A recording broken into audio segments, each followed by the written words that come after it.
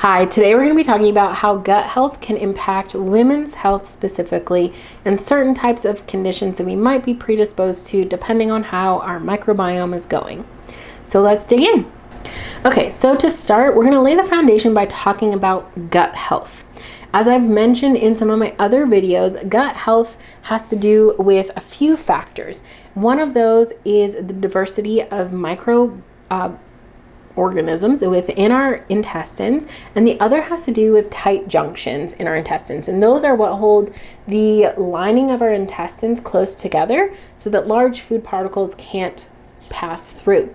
When large particles pass through, we can have immune responses, we can have inflammatory responses because those are too big, and our body will detect them as a foreign object and start to attack them.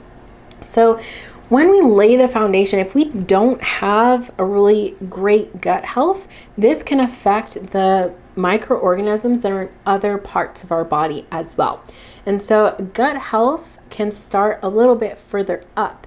In one of my other videos, I'll link it right here, I talk about how hormonal birth control can affect our gut health and some of these impacting factors. So to start, our stomach needs to be functioning properly. We need to have enough acid in our stomach to digest food that then gets sent into our small intestines and then gets sent into our large intestines. And so our gut health is really our whole body, from mouth all the way to our booty. So some of these things that we're talking about start with chewing food properly, eating the right food, and making sure that we are going to be promoting proper digestion and diversity of gut flora. When those things are working well, we have really thriving health. If they start to break down, then there can be some downstream effects. And one of those downstream effects that I want to talk about next are UTIs, urinary tract infections. So urinary tract infections can be connected with poor gut health because when we have disruption in our stomach acid and we're not digesting things properly, that can have a downstream effect and mean that our blood pH has to then be buffered as well in order to have that affected, in our urinary tract, our bladder doesn't have the proper pH level in it.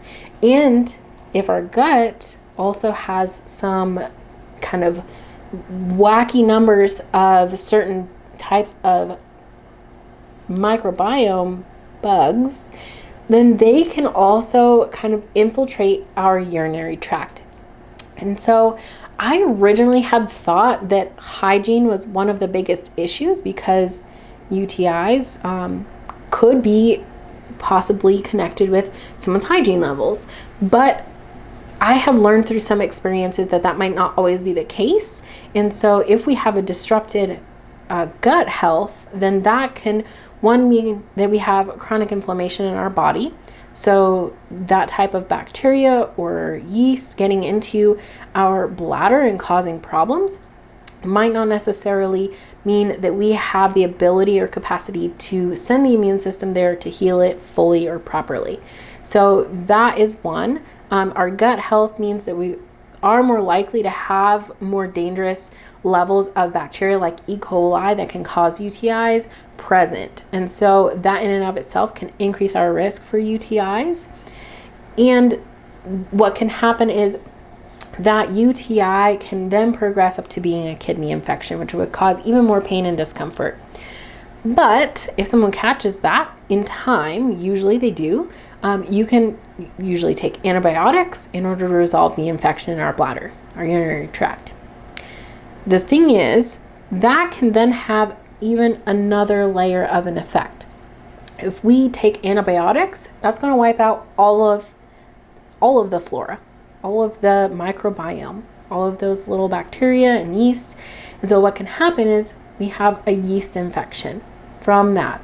And so this can perpetuate and kind of people can get into this cycle. And so today I wanted to talk a little bit about this because I think that we might not understand that this can sometimes happen and we really have an upstream ability to control what we put into our mouth, what we are eating, what we're exposing our bodies to, in order to create an environment internally that doesn't harbor these types of effects. So this is something that I think is important, because women who tend to get UTIs can become a chronic issue. And I don't think that that is something that they have to suffer from.